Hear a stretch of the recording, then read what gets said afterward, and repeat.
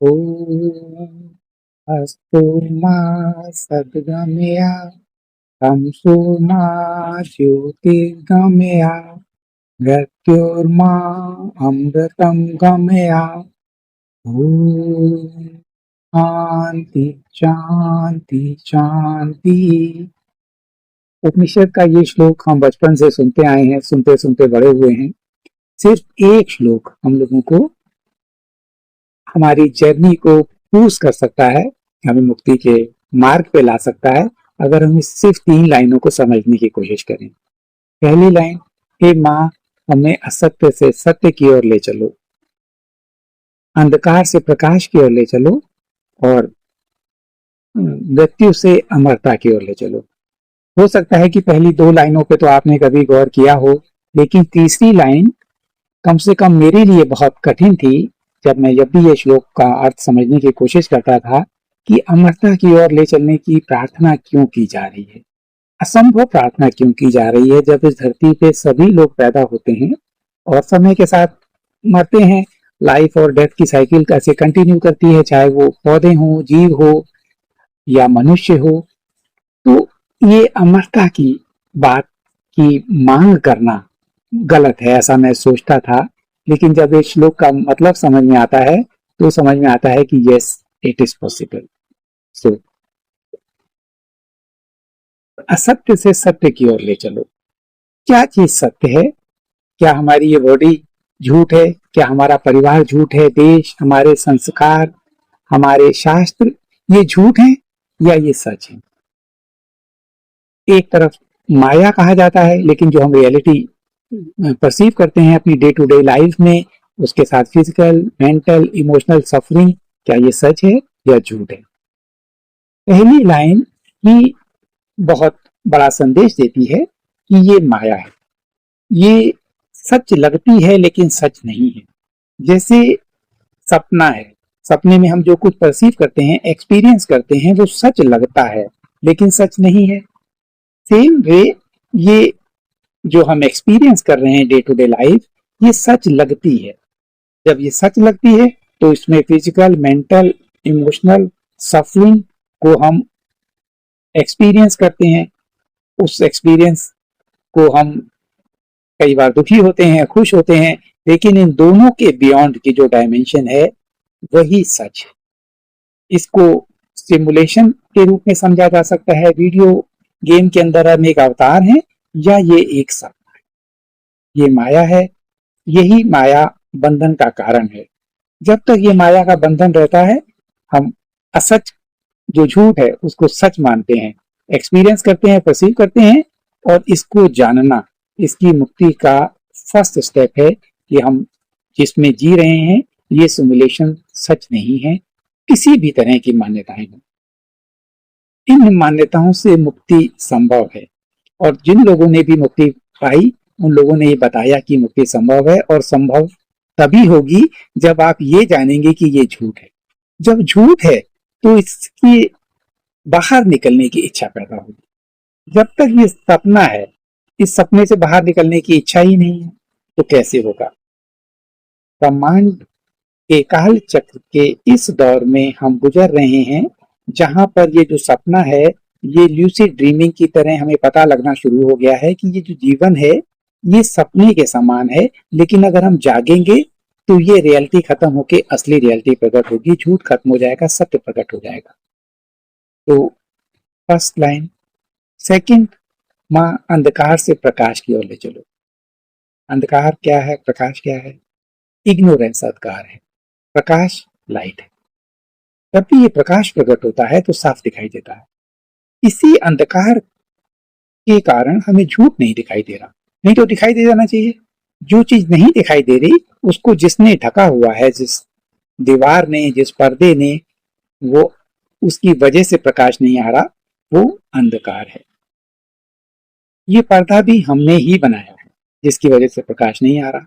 कुछ एक्सपीरियंसेस तभी हो सकते हैं जब हम इस पर्दे के अंदर होके इस रियलिटी को परसीव करें। फॉर एग्जाम्पल, सपने को हम तभी देख सकते हैं जब हम सोएं। इस रियलिटी को, जिसको हम मिस्री कहते हैं, या जो धरती पे हम एक्सपीरियंसेस कर रहे हैं, अच्छे बुरे सारे, उन सारे एक्सपीरियंसेस को करने के लिए हम तभी उसको एक्सपीरियंसेस कर सकते हैं जब हम कंप्लीट फॉरगेटफुल स्टेज में आ जाए। अदरवाइज जो हमारा ट्रू नेचर है, जिसमें अबेंडेंस है, जिसमें हम ही उस क्रिएटर की फॉर्म के रूप में अर्थ पे प्रकट हुए हैं, जब वो प्रकट होता है तो हम किसी भी तरह के एक्सपीरियंसेस नहीं कर सकते। ये अंधकार या पर्दा, ये हमारा अपना क्रिएशन है। तो जब हम फर्स्ट स्टेप पे जानते हैं कि ये झूठ है, वहां से शुरुआत होती है, तो ये पर्दा थोड़ा सा पतला होना शुरू होता है, दीवार पतली होनी शुरू होती है और इस दीवार से प्रकाश आना शुरू होता है। जब ये प्रकाश साफ आता है तो हम इसको और अच्छी तरह क्लियरली परसीव कर पाते हैं कि ये सिर्फ एक सपना है, ये झूठ है। इस प्रकाश में हम देख पाते हैं, प्रकाश प्रकट होना शुरू होता है। तो that is the second line.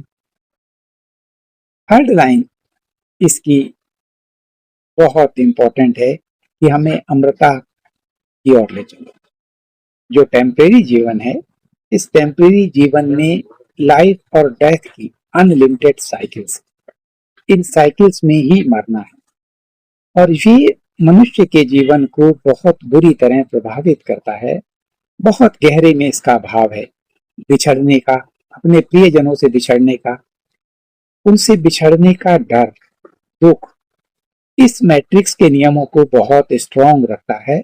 हम कई बार इन नियमों के बाहर जाने की कोशिश नहीं कर पाते बिकॉज ऑफ ऑल दिस। एक झूठ कि हमें मरने का डर है, मरने जैसी कोई भी चीज नहीं है। जब ये पर्दा रहता है तो हम लाइफ को एक शॉर्ट स्पैन में जीते हैं। इस शॉर्ट स्पैन में जीवन और जीने के से लेकर मरने तक की जो डायमेंशन है, सिर्फ इस समय को ही जानते हैं, इसके पहले और इसके बाद को नहीं।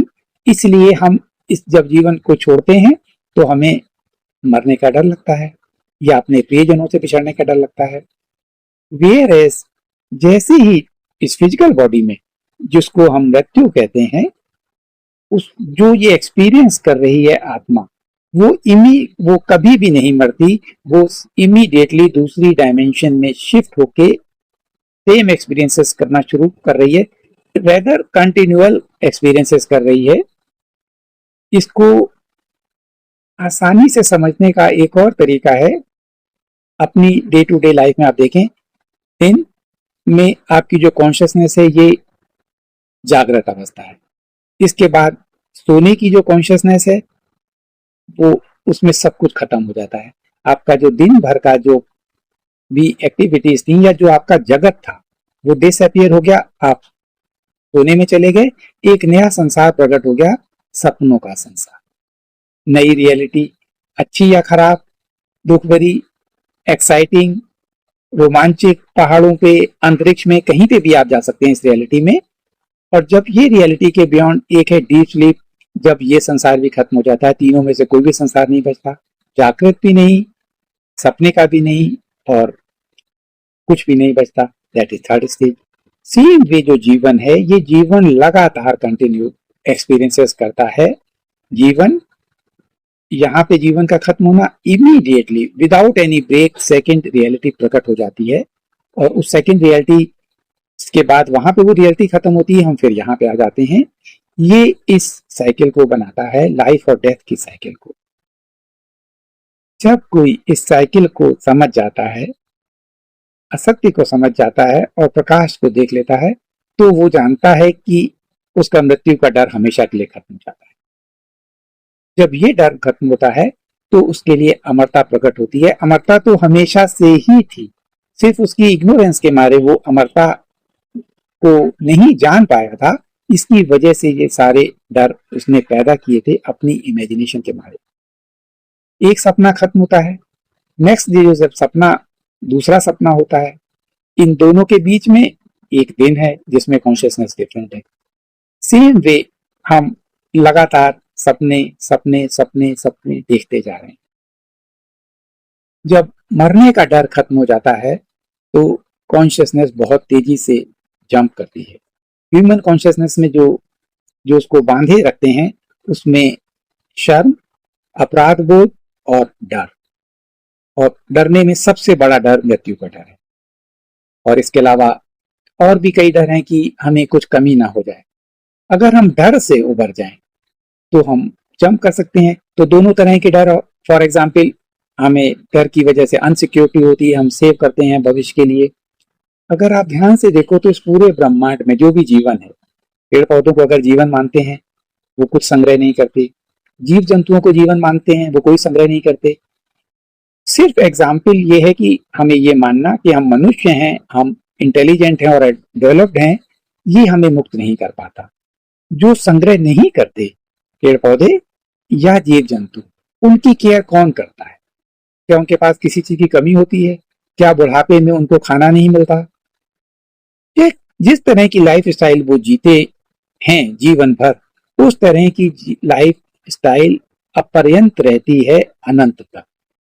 सेम वे मनुष्य के लिए भी जो तरह की लाइफ स्टाइल वो जीता है वो उसके लिए अनंत तक रहती है, चाहे वो संग्रह करे या ना करे। तो ये पॉसिबिलिटीज हम सबके साथ है, और इस पॉसिबिलिटी को जान के इस तरह का डर खत्म हो जाता है संग्रह का। जब डर खत्म होता है तो प्रेम प्रकट होता है, क्योंकि जो डर का उल्टा है वो प्रेम है। हम डरे रहते हैं तो हम उनको प्रेम नहीं कर पाते, और इसी डर से हम ईश्वर को प्रेम नहीं कर पाते, क्योंकि ह्यूमन कॉन्शियस माइंड में एक थॉट कर्म का है, चाहे वो किसी भी रिलीजन में हो, वो ईश्वर शब्द हो या वो अल्लाह शब्द हो, वो ये थॉट कि मरने के बाद हमें खराब कर्मों की सजा देती है। कौन देता है सजा? ईश्वर। तो ईश्वर से डर लगता है इस सजा का, इसकी वजह से ईश्वर से वो प्यार नहीं हो पाता, प्रेम नहीं हो पाता, जो इस प्रेम का अनुभव कुछ लोगों ने जिन्होंने किया है वो बताते हैं। वो अनुभव नॉर्मली सबके लिए अवेलेबल है, लेकिन ये डर उन्हें ये अनुभव करने से रोकता है।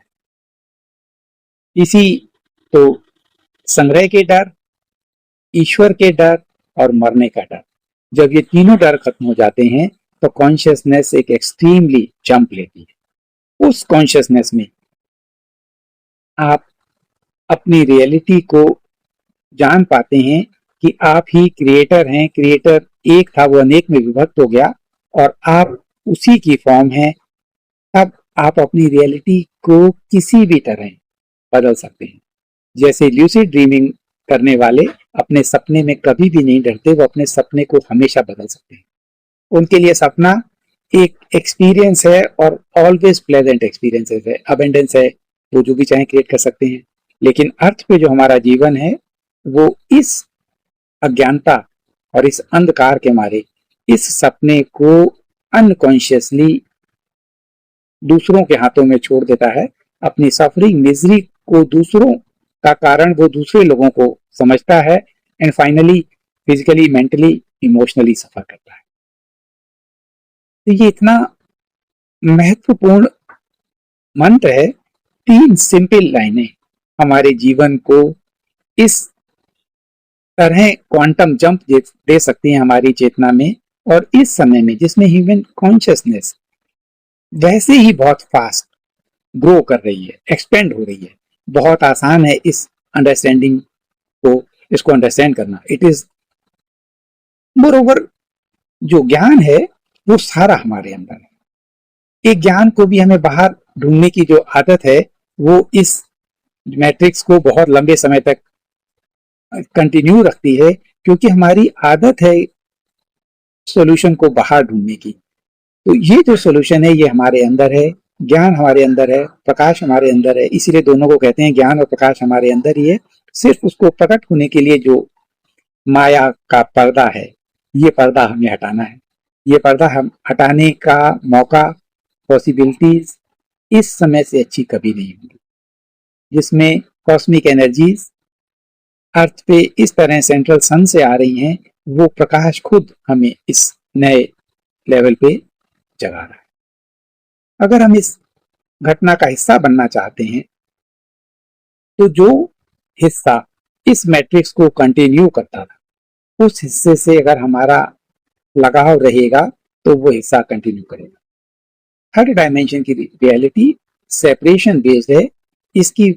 इसको इसके ड्रामा, इन ड्रामे को एंजॉय करने की जिसकी भी इच्छा, पावर को एंजॉय करने की इच्छा, स्ट्रगल को कंटिन्यू करने की इच्छा, युद्ध की इच्छा, ये इसको कंटिन्यू रखती। तो जब हमें ज्ञान होता है तो हम ऐसी बातों को हम अवॉइड कर सकते हैं जो इसको कंटिन्यू करती हैं। For example, separation based movies, dramas जो हमारी इस चेतना को लगातार बनाए रहते हैं, न्यूज, और हम थोड़ी सी इनसे डिस्टेंस लेके हम जब ऑब्जर्व करना शुरू करते हैं तो हमें बिल्कुल साफ दिखाई देता है कि हमारी रियलिटी किस तरह इनके द्वारा मैनिपुलेट होती है। Separation based religion teachings, separation based गुरु, अपने धर्म को सर्वश्रेष्ठ मानना और जानना सबसे बड़ी बेवकूफी है। धर्मा रक्षति रक्षति, धर्मा रक्षतो रक्षति, जो ये श्लोक है, इस श्लोक में जो धर्म है, इस धर्म का पालन करना, ये धर्म वो नहीं है जिसमें आप पैदा हुए। पैदा होने में तो आपका अधिकार ही नहीं था। आप अनेक बार अनेक तरह के धर्मों में पैदा हुए होंगे, ऐसा हो सकता है। हर बार जो धर्म था उसको, उसके लिए संघर्ष करना, उसको सर्वश्रेष्ठ करना, ये इस मैट्रिक्स का हिस्सा है। असली धर्म, स्वधर्म, जो कंप्लीट मानवता के लिए है, वो स्वधर्म है। उसको जब हम जान जाते हैं, उसकी प्रैक्टिस शुरू करते हैं, वो ही धर्म है। अदरवाइज जो धर्म है ये डिवाइड एंड रूल करने के लिए है। इस डिवाइड एंड रूल करने का जो एजेंडा है, इसका जो मैनिपुलेशन है, वो ह्यूमन को, उसकी कॉन्शियसनेस को काफी हद तक जकड़े रहता है। वो उसके बियॉन्ड नहीं देख पाता, और ह्यूमैनिटी पे जो अत्याचार होते हैं उसमें वो जुड़ के कभी नहीं कर पाता। अगर आप सोचो कि जिस तरह जानवरों पे अत्याचार होता है, अगर वो सारे जानवरों का ग्रुप कंबाइंड हो जाए तो उनके ऊपर अत्याचार बंद हो सकते हैं, लेकिन वो सेपरेटेड रहते हैं। और इसी तरह ह्यूमैनिटी है। ह्यूमैनिटी में डिफरेंट तरह के लोग, different religion, caste, gender and so on, सब ग्रुप में बटे हुए हैं। इस बटराव के कारण जो मानव जाति पे अपराध हो रहा है उसको नहीं समझ पाते। 1% लोग अर्थ की कंप्लीट जो वेल्थ है उसका 95% पजेस करते हैं। सारी गवर्नमेंट, सारे सिस्टम इसी सिस्टम को सपोर्ट करने के लिए बने हुए हैं। हम लोकतंत्र मानते हैं, जिसके 4 स्तंभ हैं: जुडिशरी, जर्नलिज्म और फेयर इलेक्शन, और इसके अलावा जनता की सरकार, जनता के द्वारा बनी हुई। इस पूरी दुनिया में किसी भी देश को आप देख लो जहां पे लोकतंत्र, डेमोक्रेसी बहुत पुरानी है, वहां पे भी सेम हायरार्किकल स्ट्रक्चर हैं जो सिर्फ एलिट्स लोगों को सपोर्ट करते हैं। सारा संसाधन धरती माँ का सबके लिए है, उसको कुछ लोग एक्सप्लॉइट करते हैं और वो 1% लोग अमीर होते जाते हैं, और आप जिंदगी भर अनेक तरह के टैक्स देते रहो, लेकिन आपका जो लाइफ स्टाइल है वो सिर्फ एक संघर्ष और कमी में ही बीत जाता है। और कंपैरिजन में एक और हिस्सा जो है, जो हमें इसमें बहुत डाले रहता है कि उससे ज्यादा हो जाए, तो ये कंपैरिजन डिवाइड, सेपरेशन में रखता है और हमें जिंदगी भर इस दौर में धकेलते रहता है कि किस तरीके से हम उससे अच्छा पा सके। अगर हम इसको समझ सके तो ये सपना टूट सकता है। ये सपना टूटने के बाद जिंदगी के इतना के नेक्स्ट आयाम का हम सब एक्सपीरियंसेस कर सकते हैं। जब हम उसका एक्सपीरियंसेस कर सकते हैं, तब जिन्होंने एक्सपीरियंस किया है वो ये जानते हैं हमारा जो नेचर है सत, चित और आनंद का है। जो हमारा नेचर है इसका मूल स्वभाव भी है सत्य। बाकी जो है ये सारा मैनिपुलेशन है। इसका स्वभाव है कॉन्शियसनेस और इसका स्वभाव है ब्लिस। ये शब्द इतना पवित्र और महान शब्द है, और दुर्भाग्य है कि मानवता का इतना छोटा हिस्सा इस ब्लिस से एक्सपीरियंस कर पाता है। वेदर वो ब्लिस शब्द को ही कंप्रीहेंड नहीं कर सकता। ब्लिस शब्द को वो उनके लिए जो इक्विवेलेंट शब्द है वो खुशी मान के इसको खुशी से मान सकते हैं। खुशी टेम्परेरी होती है, खुशी साधन पे डिपेंडेंट होती है, कोई चीज आपको खुशी देती है तो उसका अपोजिट पेयर अर्थ पे अवेलेबल है, वो आपको दुख देता है। और खुशी, जब तक वो साधन आपके पास था उसने खुशी दी, और जब वो साधन हट गया तो दुख हुआ उससे बिछड़ने का। दैट इज खुशी। और कोई भी चीज जो खुशी देती है उसको अनलिमिटेड वो खुशी नहीं दे सकती। थोड़े समय के बाद उससे, ह्यूमन स्वभाव है, उसका माइंड जो है वो उससे बोर होना शुरू हो जाएगा, तो खुशी जो है धीरे धीरे घटनी शुरू हो जाएगी। ये टेम्परेरी है, किसी भी चीज से मिले, ये जिस चीज से मिलती है वो चीज हट सकती है, और अगर वो चीज रहे भी तो भी ये समय के साथ डिप्लीट होती रहेगी। ये खुशी है। इसके अलावा जो ब्लिस है वो किसी पे डिपेंड नहीं करती, वो आपका स्वभाव है, वो आपका मूल स्वभाव है, आपके अंदर है। और उसका अनुभव जब मानवता में सबके लिए पॉसिबल है, उसका एक अनुभव, उसका नशा आपको हमेशा उस अनुभव को दोबारा पाने की ओर प्रेरित करता है। और जब ये ब्लिस स्टेबल हो जाती है तो समाधि की स्टेज होती है, क्योंकि कोई और थॉट नहीं होते उस समय। और जब ये समाधि की स्टेज परमानेंट स्टेबल हो जाती है तो ज्ञान प्रकट हो जाता है, अंधकार मिट जाता है, सत्य प्रकट हो जाता है। ये हम सबके पोटेंशियल है, हम सबके अंदर है, हम सबके लिए इक्वल अपॉर्चुनिटी है। और इसके लिए जो बाधा है वो हमारी कंडीशनिंग है। ओल्ड कंडीशनिंग को अगर आप ध्यान से देखें तो वो सब लोग भी इस, ना तो इस ब्लिस का अनुभव कर पाए, ना इस अंधकार से उबर पाए, ना सच को जान पाए, और हमेशा इस मृत्यु के भय वाले जीवन को जी रहे हैं। अब हम इसको रिवर्स करने की साइकिल, सिर्फ इन 3 लाइनों पे मनन करें, गंभीरता से मनन करें, अपॉर्चुनिटीज तलाश करें, उन अपॉर्चुनिटीज पे थोड़ा सा भी काम करेंगे तो इस वर्तमान समय की एनर्जी आपको अमरता की ओर, अमरता का अनुभव करा के, ब्लिस का अनुभव करा के हमेशा के लिए मुक्ति का द्वार खोल देगी। आप सभी को ये अनुभव हो, इन्हीं शुभकामनाओं के साथ।